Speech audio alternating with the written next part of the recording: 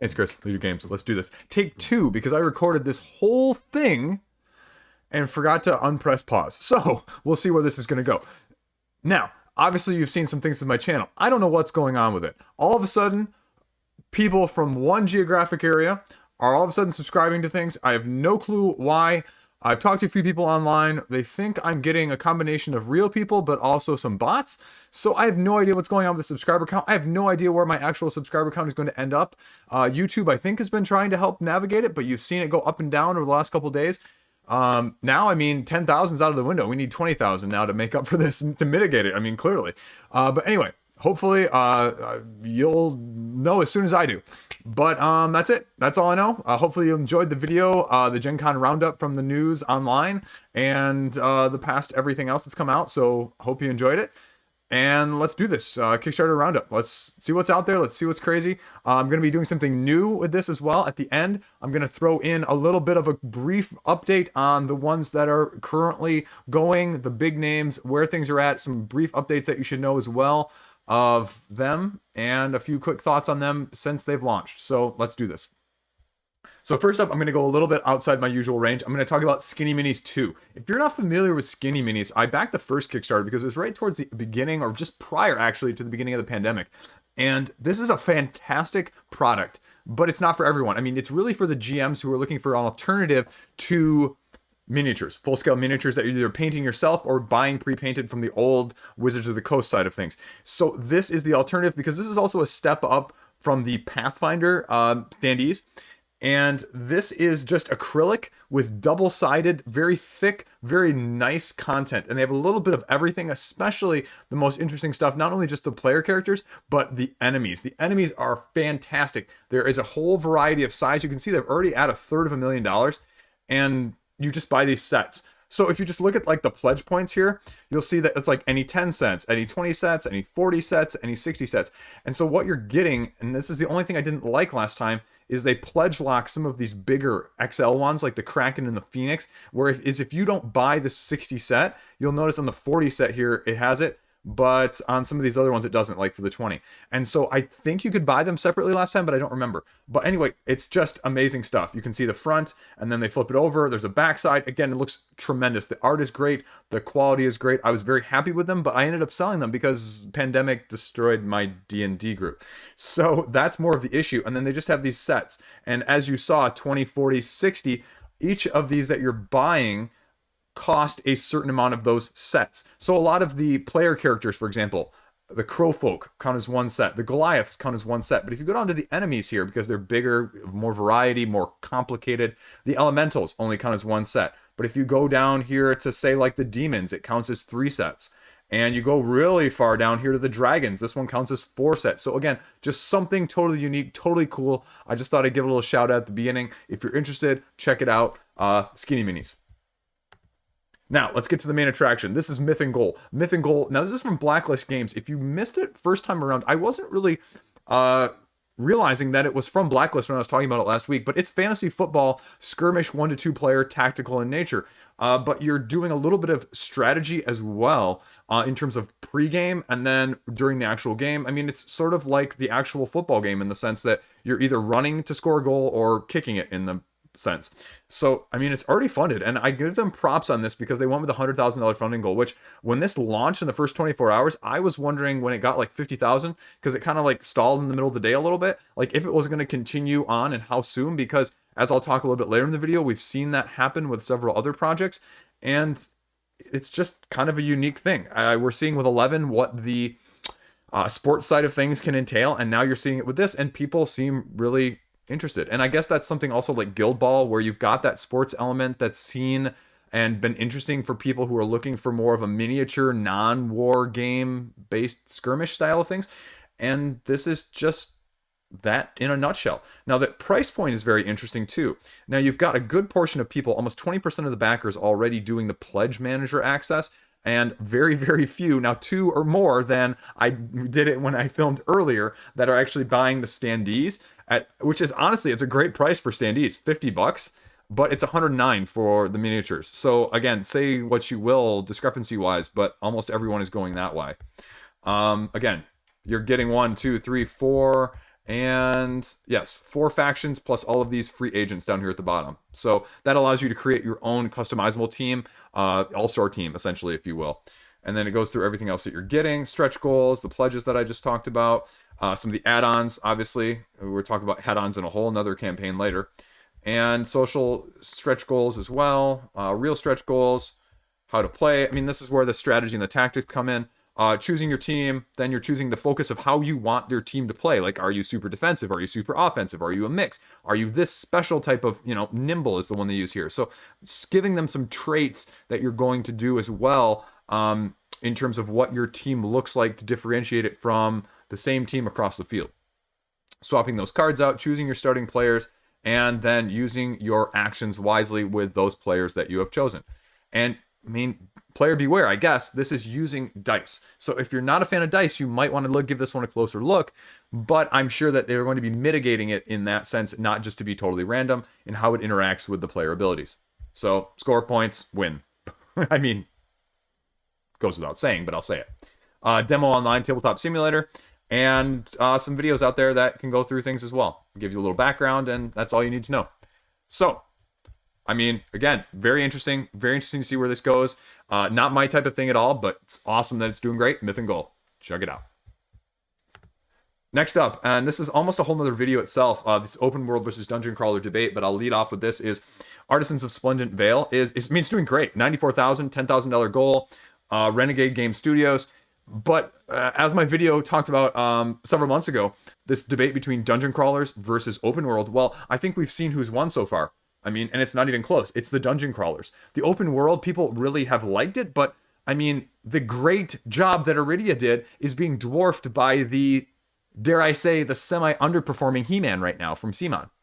So it's great, but it's not. I mean, Lands of Galzier, Lands of Galzier, Soul Raiders. I mean, both have been about at this or, sort of trend. And that's what we're seeing as well right now. So it's just interesting to see how that funding compares, because I hear people talking about those things all the time, the hype of the open world. And then when it comes to the funding and when it comes to the backing, it's just not nearly there. And so it's just interesting to see. But this is much more like Lands of Galzier with a tiny bit of Iridia thrown in, because there's dice and there's combat and there's action, but it is primarily story driven. Now I'll pull up a section down here in a second on the rulebook that I think is very important for you to know. But this is a 1-to-4 player that's a cooperative game, and the price point is $99, essentially $100. They've gone with the 99 to make you think it's less, the whole marketing thing, but also $115 is the pledge with the recharge pack. And I guess the question is, what does the recharge pack actually entail? And if you're just interested in stuffies, as my kids call them now, or plushies, as this campaign is calling them, you can get those just separately as well, based on the game. And it's basically, the gist of this is, this star fell down that has magical powers, and you're prospering in the Vale, and you're utilizing it and dealing with the ramifications of that in the first place. And it's story, it's narrative, and this is the thing I'll point out in a second, that it's narrative, and you need to know that. And the other thing is, like I said, because it's narrative, each of these books has 270 pages. Now, the thing that the rule book clarifies down here in a second is that a lot of this text is the same, but there are small snippets in each area, in each book, that are player specific. And obviously, since it is sort of more of an open world campaign-ish game, each character has their own box that you're going to be storing stuff in, so you can jump in, jump out with characters from that side of things. And so again, it's fine. It's just stuff you need to know. Screen printed meeples, again, those are cool looking. I mean, they're definitely not the most ornate like we saw with like Wild and Serengeti, but they're cool because, I mean, freaking winged cats there, right? That's awesome. They've gone sort of the Spiral Bound scene book as well, sort of Gloomhaven, Jaws of the Lion side of things, which is great to see as well, because I think that's just a great adaptation of how to be able to do that. Again, the dice that I mentioned, the cards that remind me of Lands of Galzier, the world map that does exact same mention of Lands of Galzier. And so it's really interesting because you had two separate people in separate parts of the world making a very similar design overall scheme of things when you see those similar elements, right? Replayable with the recharge pack. Couple of videos here. Let's see if I can find the actual rule book here. The all-in is $179, so it saves you a few dollars. Backstory, stretch goals. They've unlocked a few extras for everything right now, so that's great to see. Learn how to play. Here's the rule book. So the first thing I want to point out in this rule book is that you are going to be having a narrator, essentially. A narrator is going to be reading a lot, is going to be orating a lot of this, and there is a lot to orate, they say. So if you're not looking for something that's heavily that based, you might want to reconsider one of those other games that I mentioned. I mean, that's not a bad thing, but you just need to know about it. And so they flat out say right here, a large portion of the game is reading. One player reads aloud, and then people are specifically reading their own parts, and they give you a little example over here. So I didn't realize that was going to be the case. And you just need to be aware, like, what do you want this game to be? What do you want out of this game? And if that's not what you want out of this game, you should be giving this a closer look and seeing if it's actually right for you.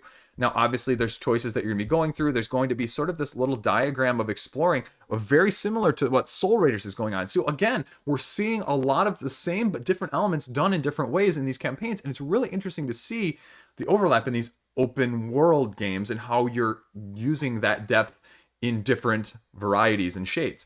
So again, it's just sort of very interesting from there. You have an adventure log, a world map, just like sort of Galzier does, and then they go through what the action scenes actually look like. But I mean, otherwise, I'm not going to go through the rest of this because it's 36 freaking pages. So take a look at it, but you really need to be aware of that, especially those first points that I mentioned. Other than that, that's about it. Again, take a look at this. It's doing gangbusters. Check it out from Renegade Game Studios, Nikki Valens, Artisans of Splendent Vale. Next up, we have Stuff of Legend. Now, again, very interesting design points. It is from Kevin Wilson, who has done many other well thought of games.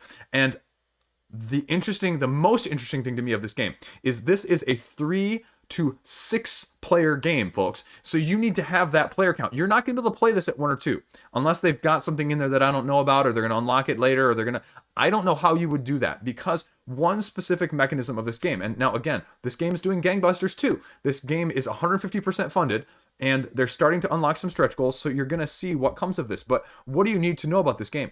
You are this boy's loyal toys, and the boogeyman has captured the boy, and you are going out trying to rescue him from the boogeyman.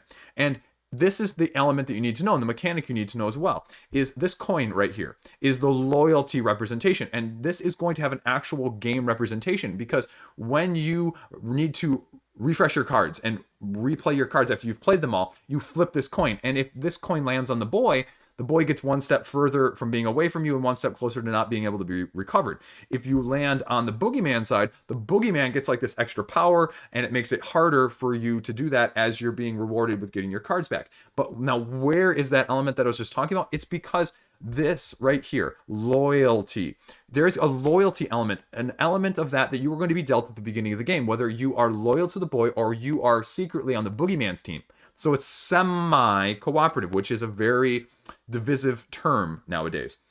And you have the ability, though, throughout the game, and this is another very interesting design aspect, and I would like to see this in practice before I guess I would feel comfortable backing this at this point, for my own personal taste, like hands-on, to say, this is what happens. You have the ability as a loyal subject, loyal toy, to end up switching allegiances. You also have the ability to find the error of your ways and go from the boogeyman back to being a loyal toy. And so that is just a very interesting narrative in terms of trying to accomplish that in a setting which is relatively solo-ish. And so, and I mean that in the sense that it's not like a campaign, right? You're doing this over one session. And you're exploring and you're trying to figure out, one, where the true exit is on the map, and then you are then going to find and rescue the boy and trying to make it back to that exit before you end up losing. And again, very interesting mechanics, very interesting dynamics. The thing that's the most surprising is the retail is going for $70 and the all-in is going for essentially $99. And so $27 worth of extras are getting you miniatures, tokens, upgraded tokens, and coins, and a comic book.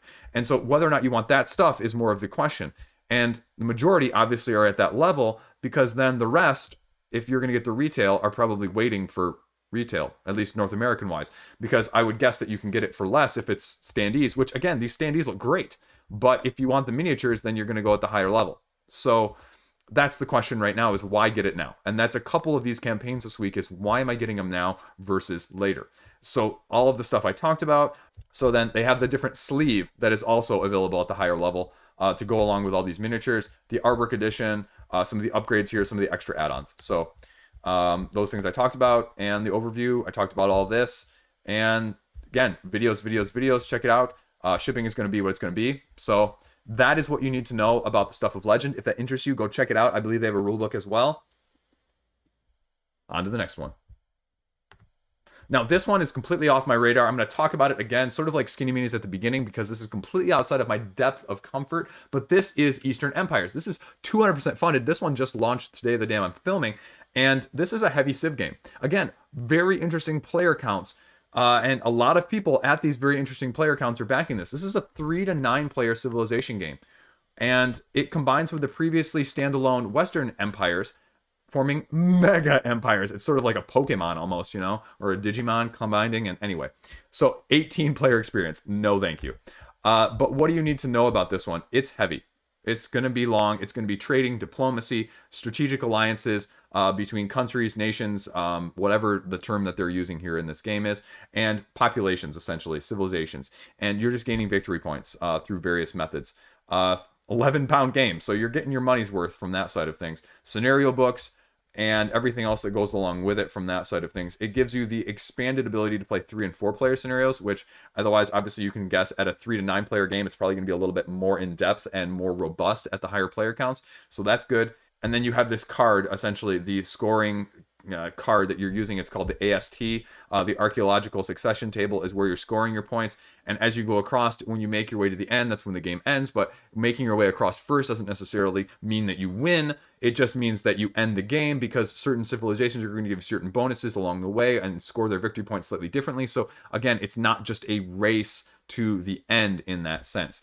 And they talk about how, you know, different civilizations are going through all these different ages. So again, completely outside of my comfort zone, completely outside of things. But I also want to talk about the sense that there's 15 rounds, but each round has 13 freaking space kraken phases. So if you're doing the math at home, that's 195 phases total in a complete game. Can you imagine 9 people each taking 195 turns? That's why, whoosh, not mine. But this game is 120 euros, $141. That's freaking expensive. You want both, though? It's only going to cost you $211. Only going to cost you $211. Buy one, get one half off, essentially, is what that is. There you go. That's all I'm going to talk about. I'm not going to break down the 13 phases. You can read it yourself. John Gets Games does a great walkthrough as well. So rules are there, and everything else you need to know is on the page. So Eastern Empires, take a look at it if you have 17 other friends to play with. Now, next up, we have Snake, the board game. And this one's only at 5% of the funding, which, honestly, when I look at the concept and I look at the execution of what it looks like, it actually looks like a relatively good, very well thought out abstract game. But I'm wondering if there's like IP issues or something from that, because the goal for this is 36,000 euros or 43,000 US dollars, which is a ton.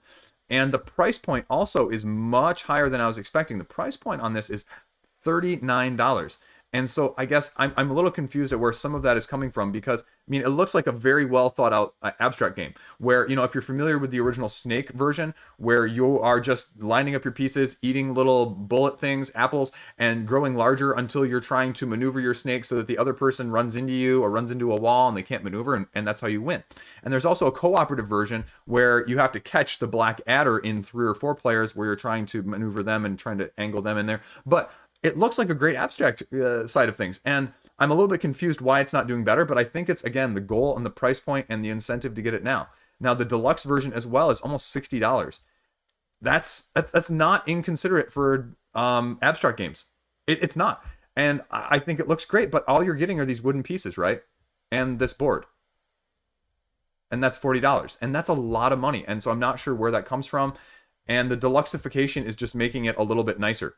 You're getting golden apples, metal apples. So you're paying, $27 for these golden apples instead of the regular ones. So that's a ton of money. And so I think that's where it may be having the most trouble from, because otherwise I really like the look of this and that it could be a nice abstract, but that's my problem with it, and I think that's what other people may be seeing too. And so I'd like to see this do what several of the others have done recently, as where they cancel, they relaunch, and they make some significant changes so that they can get more support and get more backing from that side of things with a few modifications. So we'll see where it goes, but may have to launch a second time and see what happens. Speaking of launching a second time, I meant to cover this at the end of last week, but it's sort of that Friday, Thursday night sort of cover. So I'm going to talk about this week. And unfortunately, by the time I got around to it, this is Colab. This is a dice worker placement where you are scientist, basically being a mad scientist, creating your own devices, potions, and monsters, maybe? I don't think maybe monsters. We'll get there. But they canceled. And they reached about, like, what is that? 3/5, 60% of their goal.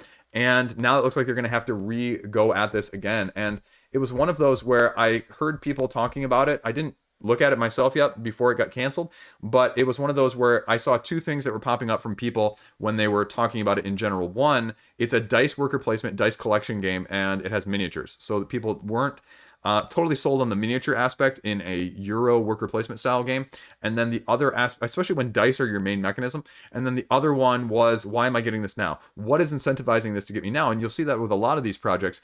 And as long as you have more people that are saying, I want this now versus people that are saying, wait, I mean, that's really the determiner of funding nowadays. And I guess from that side of things, there just weren't. And I mean, it was one price point, so $60. And I guess it just didn't have, or people didn't feel like the value was there. Say what you will. All of the big names have videos on this page, so it's not from lack of awareness either. 1.5 to 2 hour game. How you're playing is right here. You're taking turns gathering resources by using your minions to move around and, you know, build more parts of your laboratory, getting more dice, getting more actions, and just, you know, how you build and create more. Dice are sort of my worker placement weakness when it comes to this side of things. So you're building these cards, you're creating your grid. Just looks like a great sort of tableau-ish building in that sense. And I wanted to kind of try this hands-on myself too, but they had all their copies out. So maybe I'll have a chance the second time around. But again, it was just more of, this is an indie game. This is a little bit higher price point. It's a little bit higher funding goal.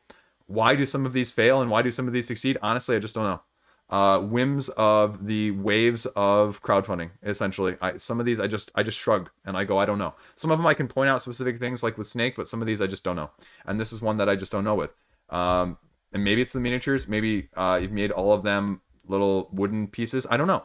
Would that reduce the price point? Would that get people in? Again, all the big channels here. Alex Radcliffe from Meeple Mountain. Anyway, sorry, I couldn't resist that one. I saw it the first time around. So again, videos are all over there. Schedule, again. So we'll see what happens with it. Hopefully they'll relaunch it and have more success next time. But I thought I'd mention it either way. Colab. Next up, we have critical care. Coming from a person who works in the hospital, this is hitting a little bit close to home, in a good way. Actually, they are already 150% funded, 1 to 4 player cooperative, and they call it compassionate game because what you're trying to do is you're trying to save your patients, and you have 7 days in which to do so in the ICU or the critical care area, and you are going to be playing cards to use those cards as therapies, which all have sort of a time element, which is the currency essentially, because you have 12 hours each day of the 7 days to spend cards for patients. And so what you're gonna be doing is trying to maximize that pandemic style in this 45 to 60 minute game, trying to save as many as you can within those 7 days, but you're going to run into many bumps along the way. You're starting out rounding on your characters, your patients, if you will, and you draw complications after seeing what's out there, essentially. You get pages that are also going to simulate what happens during the day, and then you're going to be playing those therapies of up to 12 hours of therapies on any of the patients. And as you go along the way, you're going to be able to upgrade and get more specialists that are going to give you more ability to save people and better ways to save people. But if you're not careful, if somebody gets too sick, if you don't manage one and you're managing too many elsewhere, you can have a code blue. And code blue is actually code blue for your heart stops and you're dying. I mean, you're dead. That's legally what the definition of it is, in some cases. But that's what happens, and so you're going to have to deal with that. And this is, as I say at the top, by real doctors. They made this game to make it more authentic because as someone who works in the hospital as well, if they're anything like me, I can't watch, like medical shows on TV, for example, because it's all just completely fake BS. Most of it is. And, the doctors or whoever the main characters are not going around and doing every single thing. I'm sorry, House. I'm sorry, my wife is watching that other one right now, The Prodigy or whatever it is. You know what I'm talking about. The Resident, that's what it is. Where they got the house-esque syndrome where they're going out and they're doing this and they're doing this and they're doing this, and there's no one else that works in the hospital, like phlebotomists or respiratory therapists or nurses. They do every single test and take care of every single patient hands-on all the time. So I just can't watch that anymore. But anyway, it's a new, different co-op design, and so especially to see it done by physicians is awesome. So I love it. Check it out if you're interested. $39 price point. I think it's priced appropriately as well. And this is one of those indie games where why now? I don't know. But this one's funding. And so go support it if you're interested. Critical Care, the game. Next up, we have Cranky Chinchillas. Now, this is very interesting, and I had the comparison up earlier when I did this, and I'll try and pull it up here for you guys as well, but you'll see it when I mention it later. Now, it's doing gangbusters for a party-ish light style game with allegiances and different factions that you're sort of going against and going back and forth with.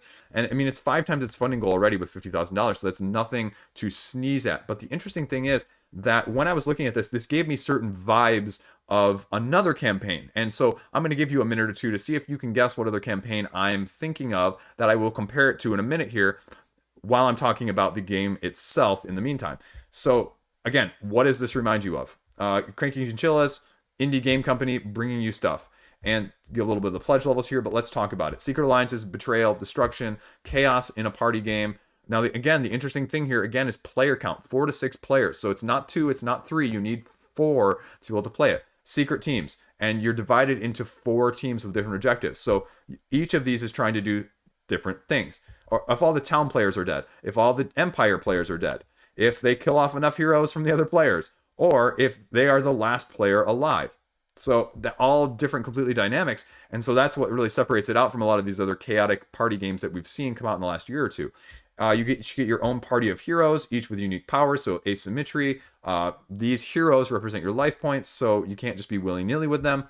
And they all have unique actions, and you're all going to have unique cards that you can play with asymmetric actions as well. And you just go until somebody gets their win condition, essentially. And I reached out to them like a month and a half ago or so, but they would already send out all the preview copies. So again, I'm not against these. I know you guys don't hear me talk about these a lot, and I don't have a lot of them, but I'm always looking for something else that I can just whip out and play really easily with a group of 3 or 4 people at a moment's notice that takes low overhead. That's, on one of those brain burner nights where you just are tapped out already.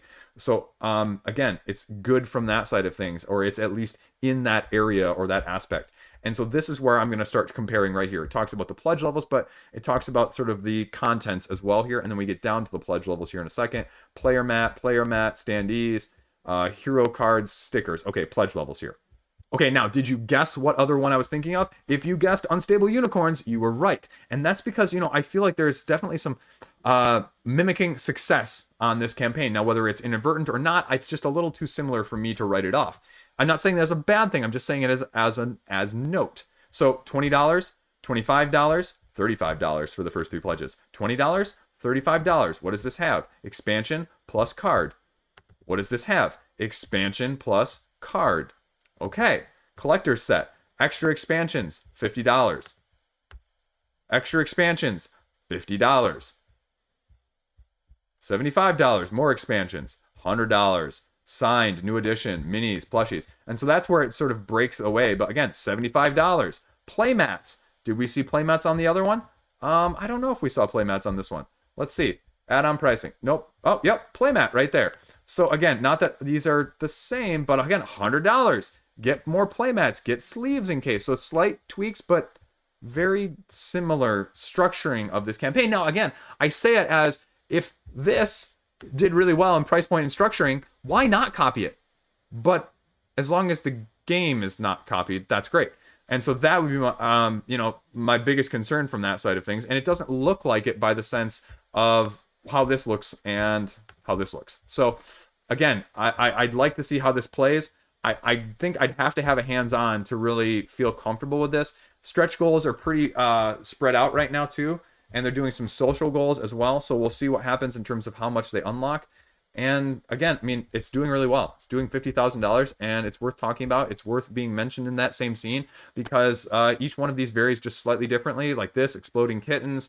There was another one that I'm completely blanking on earlier this year that I really liked as well. So it's just finding which one of these that sort of suits you if you're looking for something like that. So there you go, Cranky Chinchillas. Next up, speaking of weaknesses that I have and blind spots, the Yura Penguin Mini. So what is this? This is a card-based dexterity game. If you're familiar at all with Rhino Hero, take, for example, Rhino Hero, where you are putting these cards up and layering them, making a tower, and you have the Rhino Hero that sits up there, right? So this is essentially that, except you're doing it with ice and penguins instead. And it's a race. It's a race to see who can get their cards out there the fastest. 2 to 6 players, 15 minutes. And this, speaking of doing gangbusters, $10,000 with a $900 goal. Because let's be honest, some of those other ones, you can argue maybe they're a little high, maybe they're a little low. This one, as I saw with the other Japanese game last week that I talked about, Magic Sword Tactics, which had about the same goal that's not funding. This one is, literally 100 times its funding goal right now. So that's incredible. And it's a different take on things. And this one essentially is just the miniature version. And you can just get it more for travel size, essentially, if you will. And they offer a couple other different things, including like a deluxe version of the regular size one. They offer both as well if you want both. There was an early bird for the mini version, which is only $2 difference. And, $2 difference, I think. Let's see with the bigger one. No, $11 difference if you got both of them. So that's a little bit more with the deluxe. But again, not enough to necessarily make me dissuaded and not get it from that standpoint, because this is another game I look at that. Now, you hear this with a lot of other campaigns. You hear this with a lot of other companies. You hear this a lot of other publishers, especially out of Northern America, where they say, I don't know if it's going to make it to retail. And almost every time you're like, it's going to make it to retail. Or I don't know if you're going to be able to see it again. They do a second campaign a couple months after it delivers. And this, though, especially with the Japanese games, if you're not familiar with the Japanese game market right now, I'll tell you this. When they have some of these games show up to the Osaka game market, or the once or twice a year game markets that they have done in the past before the pandemic, some of these games get like 50 or 150 copies and they get made, and that's it. No matter how good or how bad they are. If they're sold out, they're sold out. You just can't get another copy. Unless it's one of the rare ones that gets picked up. We've seen now a little bit more come to crowdfunding on the Western Hemisphere, but you haven't seen a whole lot. So when I say that you might not be able to get this, this is one of those few that if you have any interest in this, I think you might only be able to get it this way. I mean, Aqua Garden is the other big example that people are really liking right now. That's an import that raised a heck of a lot of money, more than anyone was expecting. And if you go to the website right now, I think you can get it, but it's like literally like 3 times the cost of what the Kickstarter would have been. So that's the only other potential way that you'll get it. Here you can see a little bit of how you're stacking stuff.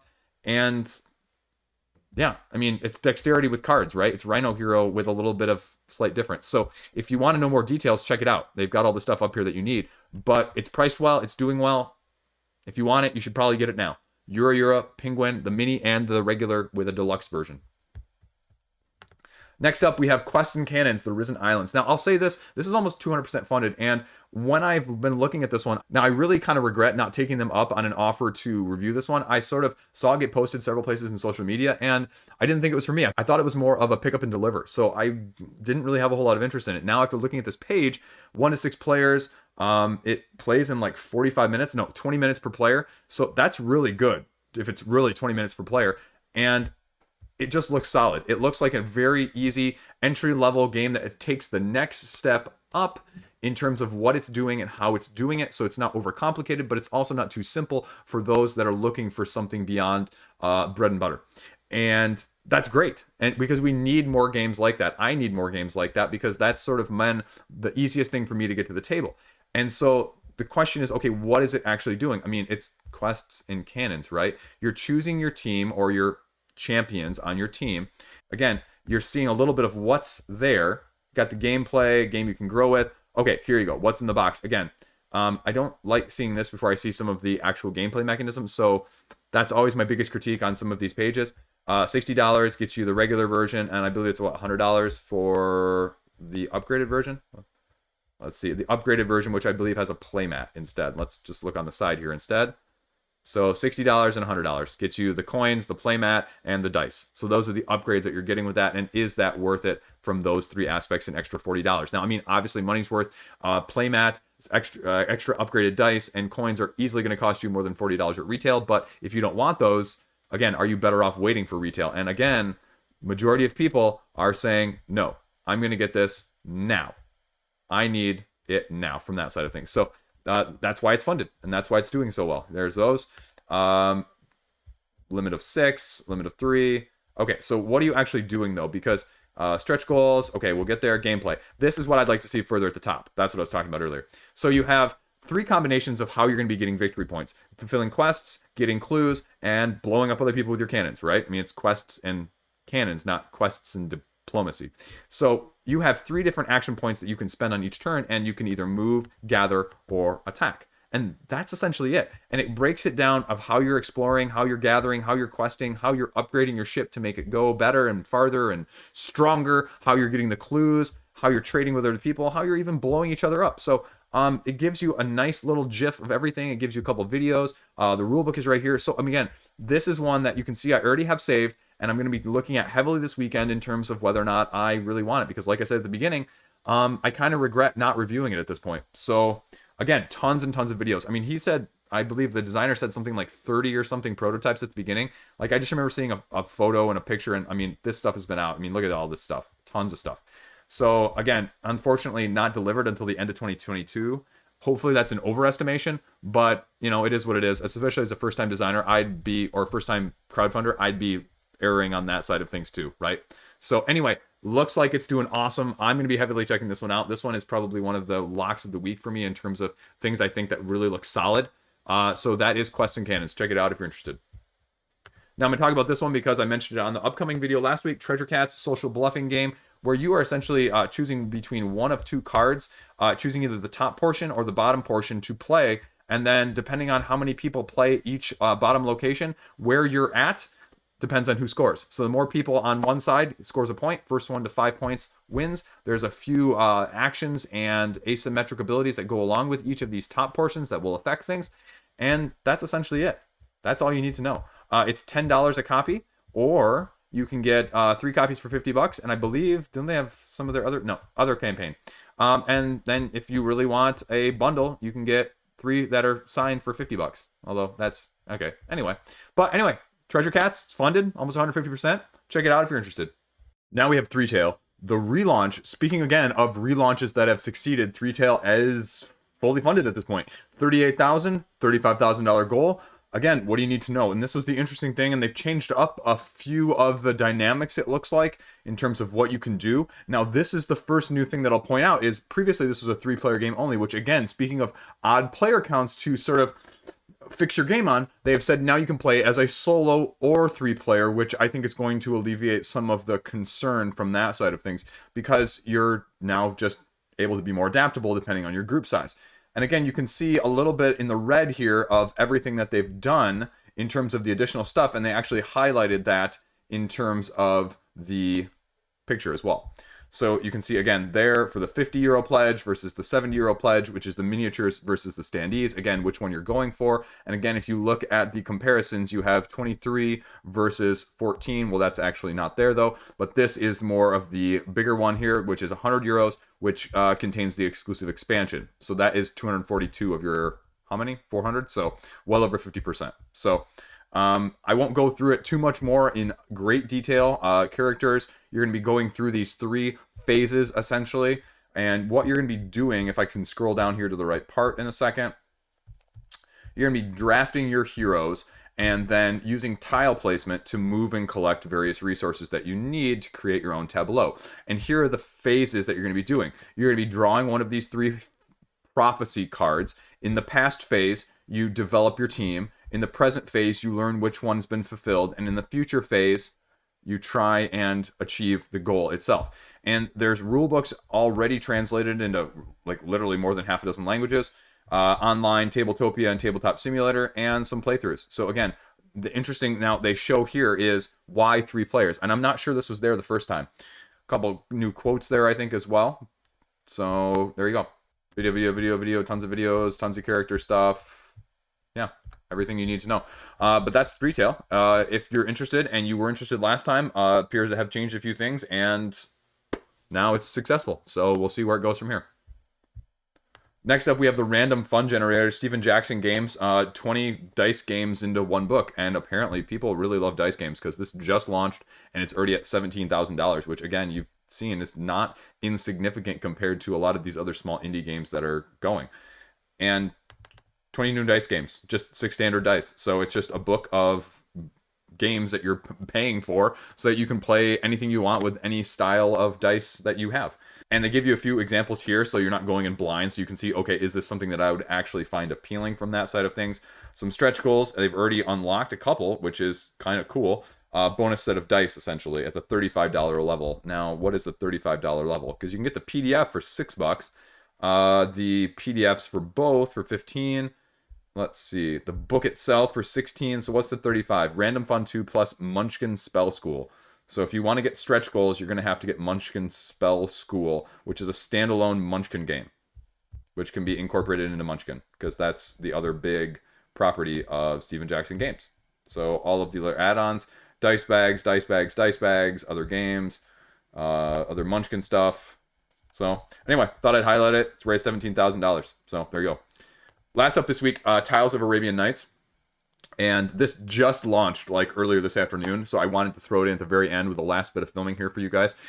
This is a twist on the original Tales of Arabian Nights. Now, I'm not sure if there's actual association from that side of things, but Holy Grail Games is putting this out. Now, this is a very, very different style of game, and it's going to be very interesting to see. I mean, you can already tell that they're almost 50% of the way funded in the first, like half a dozen hours.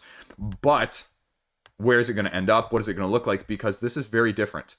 When I say Tiles of Arabian Nights, I mean Tales of Arabian Nights with tiles, because that's essentially what it is. But it's got this pick up and deliver that they're sort of utilizing. I read through the rule book, and this on visual inspection seems really cool. On the detailed inspection, I have some bigger concerns when it comes to that. Now, if you're one of the first 1,000 backers, you're going to get wooden tiles. So I think that's what they're using to incentivize people. There is an early bird from that side of things. Boo, boo, boo. So if you're watching this video, early bird. But there's only 187 backers right now. So that's a considerable amount. It's probably going to be well over the funding goal from the early backer side of things right here. And 39 euros, again, is not a huge amount, because you're also getting a pledge level, I believe, the storyteller here, which includes the free Legends of Sands expansion, which says it comes with 7 more modules of tiles, essentially, that you can include. Now, what is the big difference, and what do you need to know? Well, you're using these tiles to tell a story. There are 12 different types of tiles, though, that you're going to be using. Weapons, gems, places, encounters, adventures. You're going to be fighting off enemies from your caravan. They're going to be attacking it. But it's, at its core, a storytelling book. And that's what you need to be aware of, because basically throughout the game, you can only hold so many of these tiles, it seems like. And so you're going to be taking these tiles and you're going to be going to Baghdad, where you're dropping off these tiles to the Sultan. And you have to tell a story to your fellow players and to the Sultan. And they're going to grade you on a scale of 1 to 5 based on how engaging your story was. And then you just grab the random top tile from the Sultan, and that's how many points you get in combination with the points you get from other players. Where this is the interesting side of things. And this is the part where I don't really know if this works for me. Is it sounds like, based on my rules interpretation, that you rate from a 1 to 5. And from that side of things, people just get to give you anywhere between 1 to 5 victory points. I mean, yes, you're going to be trying to be nice and cooperative, but at the same time, I worry about the fact that what if somebody just wanted to tank you? Like, what if 2 other people were super cutthroat competitive in this game, and they just gave you 1s? And the Sultan, you just randomly draw anywhere, again, from like 1 to 5, and he gives you like a 2 or 3. You know, there's nothing to prevent you from doing that to other people in return. But then what sort of becomes the point of that mechanic in the first place? Because you're having to do that, and then whenever the Sultan tiles run out, that's kind of when the game ends. I mean, there's the rule book right here. You can look at it yourself, and tell me if I'm wrong, but I believe I was reading that right. So again, do you like that sort of thing? Do you like more of the narrative storytelling? Because it's a big aspect of things. And you just need to be aware of it with this game. And I'm not sure that's everyone's cup of water, essentially. So, again, how do you feel about that? And from a narrative side of things. I mean, the tile and the pick up and deliver is kind of cool. And you can see a little bit of what's in the box here in terms of the caravan stuff. So they give you all of the cool pictures and everything like that, starting your adventure. You can see the map right there. The early bird here I mentioned with the deluxe wooden tokens. The expansion that you're going to be getting. I quick jumped over to the rulebook. Here you can see what this caravan actually looks like, where you're placing enemies up here that you have to fight. Then all of the different resources down here that give your caravan more abilities to do things like move farther, pick up more things, the exploits that you're going to be using to build your story with, all of that sort of stuff. So that's a little bit essentially what it looks like. And you're just moving across, picking up and delivering, and you need to have requirements to get certain tiles in the first place to be able to place them in your caravan. So all in all, I mean, it's definitely interesting. It's definitely a different take on things. Tales of Arabian Nights was just reprinted, probably less than 6 months ago, but it was very limited run. This is a different version of it. So check it out if you're interested. Yeah, there you go. So now we'll get to the update portion of the show. This is going to be sort of the quick summaries, my quick thoughts on where things are at as things are winding down. By the time you see this, Laxrax will already be over, but this thing has raised over $400,000. I saw this and I said, really? People are paying that much for little things to put in to organize? But apparently people really like to organize their games. I am not one of those people. I don't care about shelfware. I don't care about things sitting on top of each other as long as it's not looking like it's broken. So, I mean, I understand why people do that. It's the same reason why we deluxify some games. So I understand the reasoning and the rationale behind this. Just as messy as this is, my upstairs closet that has all the games is even messier. So, I mean, I could definitely benefit from this, but I'd rather spend my money on games and other things, equipment for the studio, if nothing else. The studio, anyway. But it's doing great. It looks like a great, solid product. So hopefully people like it and get as much use and enjoyment out of it as have been backing it. And I mean, the only thing that I think you had to realize was that you had to get a lot of them if you have any sizable collection. And so then the pledge levels and the amount pledging are going to be pretty big. Sort of like when you want to sleeve like a super big game with a super ton of cards. All of a sudden, the sleeves are going to cost you $50 or $60. Well, I mean, you have people paying, $200, $300 for this. So that's a lot. But hey, awesome. If you need it and you want to be able to do those things, more power to you. It's doing great. Board game adjacent. Let's check it out. Verdant. I mean, what can I say? The third in the Flat Out Games trilogy. Speaking of gangbusters, again, this one's killing it. 5,700 people. And I think this project sort of downplays how good it's actually doing when you only see $172,000. Only $172,000, he says. But I mean, relativistically, I mean, it's not compared to all the other big name campaigns we talk about out there, right? Though, but 5,700 people because the game is only $29, folks. That's a ton of people. Comparably, Masters of the Universe has less people in than this does. So that's how many people are backing this. That's how popular this is. And I don't know why I'm not backing at this point. I need to be backing. So I will probably back as soon as this video is done because the basement on this game is incredibly high. The ceiling is even higher. And that's because Flat Out Games has shown us with Cascadia and with Calico that they have, the pedigree and the design experience with these other games to make them very, very, very solid and people enjoyable. So I don't think you can go wrong with this. This is probably the best lock on Kickstarter of a long-term game staying in your collection if you like this sort of thing. I'll put that out there. And I haven't played it, but just based off what I know about the other ones. Now, why they chose like a 43 or 48 day campaign, I don't know. But who cares, right? It's fun and it's doing great. Check it out if you're interested. Speaking of solo games, also doing amazing, Unsurmountable, Scott Alms and Button Shy Games. $10. I think it's slightly more when you have the expansions added on. But again, 3,400 people. If you're looking at a solo perspective, this is probably the most solid, easiest to play, lowest cost Kickstarter crowdfunder game that I've seen in the last month or two. So, I don't play solo. And if I was a solo player, I would be backing this because it looks that good from that perspective. I think they say you can play with a second person as well, but I mean, it's really majority-wise a solo game. So again, it's great. It looks priced well. It looks like solid. It looks like solid. It looks like solid. Scott Alms showing us his versatility in this design style of things. So I just looks solid, and I can't say enough positive things about it from that side of things. Yep, $11 if you want the second expansion. So 11.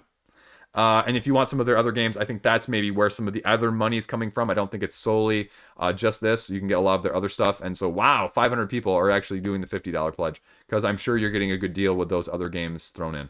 So there you go. Unsurmountable. And last up but not least, Masters of the Universe, A Clash for Eternia. I'll be honest with you. I think this is a little bit underperforming. It's only got 9 days left at this point.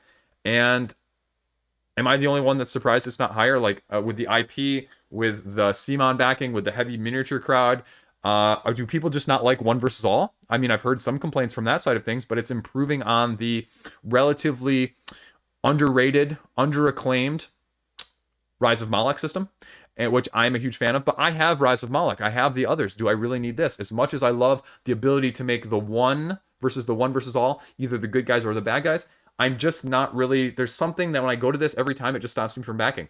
And part of it is the price inflation with the CMON pledges now, $110 just for the base, and 100 or 220 for the base with the expansion and the Grayskull pack. Again, I just don't know. And if you remember my upcoming preview video of this one, when I did that one included in all the upcoming videos a couple weeks ago, I put the over-under at the expansions, or the add-ons, actually, of 7. If you don't include the 2 expansions that they've already thrown out at the beginning with these pledges of the Assault on Castle Grayskull expansion and the Plastic Castle Grayskull, I believe we're exactly at 6 with all of these right here. So if you've got the over, you're looking really good. There, let's count. So She-Ra, 1, 2, 3, 4, 5, 6. Nope. We're at 6. So I was right. So if you got the over, you're looking really good, because 9 days. I would almost guarantee that CMON has another expansion or 2 in there for add-ons. So, and we haven't seen an all-in. They almost do an all-in on all of these every single time. So we'll see what else they throw in with the all-in. Also, like, I just look at some of this stuff at the bottom and I go, where is it here? We'll pull it up here a second. This stuff. I was expecting some sort of upgrade, aesthetically, like with a new Netflix series, aesthetically it looks different, but it still holds true to the classic IP. This looks like if you took off, the 2020 Mattel over here and right here, and you put like 1980 on there or 1984, like I wouldn't like bat an eye, right?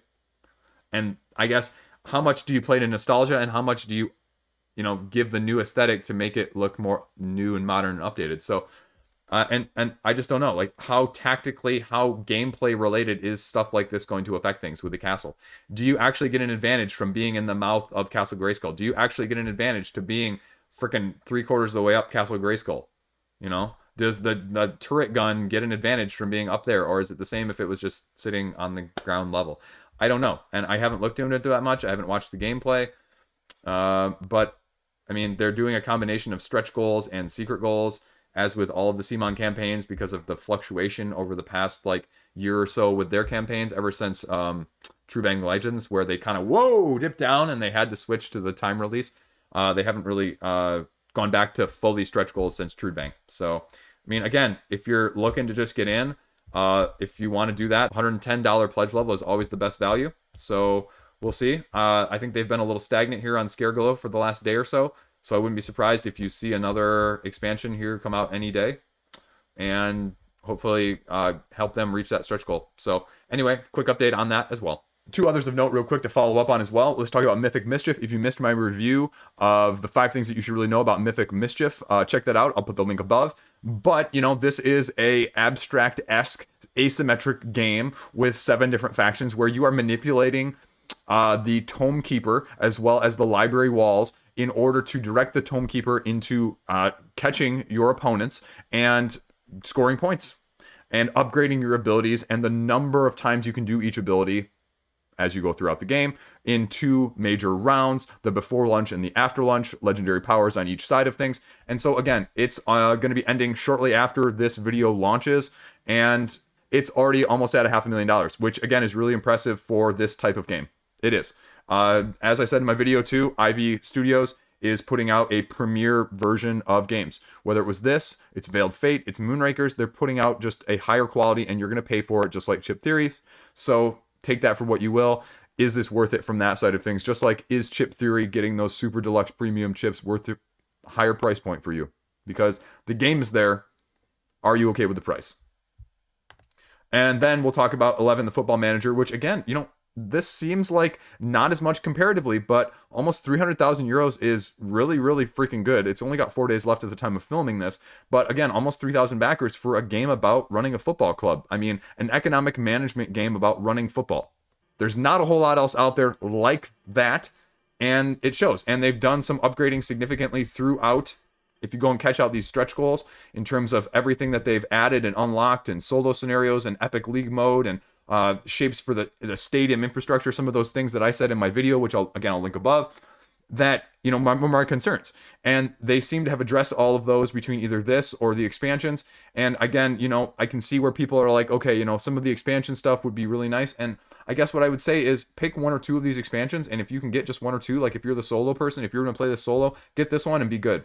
Or get this one and get one of the international ones and be done. And I think you'd be fine with that too. I don't think you need to be a completionist on this, but if you want to get the most quote unquote value, I mean, the all-in is worth it because this is 100 euros worth of expansions, and it's only going to cost you 60 euros if you get the all-in, which is 120 as opposed to 60. But again, it's still a lot for an economic management game, especially if you're only going to play solo. So that's why if you're looking at it from a solo perspective, I would definitely probably hit up one or maybe two of these.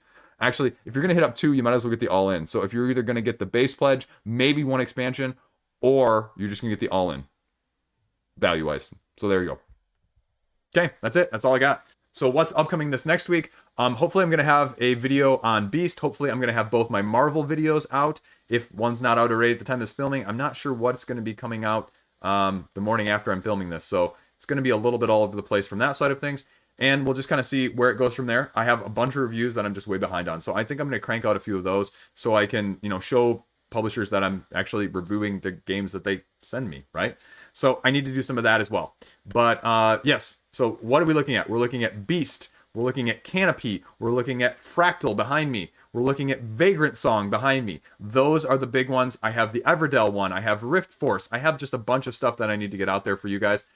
And I think I'm going to even do it in a different format like I did with the 11 as well as with Mythic Mischief, where I'm giving you 5 big points that you need to know that are going to help make it or break it for you. A little bit less traditional review, going over the rules, and then telling you I'm going to just do it my way. So if you like that, click subscribe. All you people in India that are clicking subscribe, thank you so much. If you watched my videos for more than 10 seconds, that would also be super, super helpful. I would love that. I would appreciate any Indian board gaming support that I can get, or from anyone else in the world too. So I'm open, equal opportunity for anyone to subscribe to my channel. But you know what? I just thank you guys for getting me this far, and we'll see where things go. So have a great weekend. Stay classy. I'll see you around.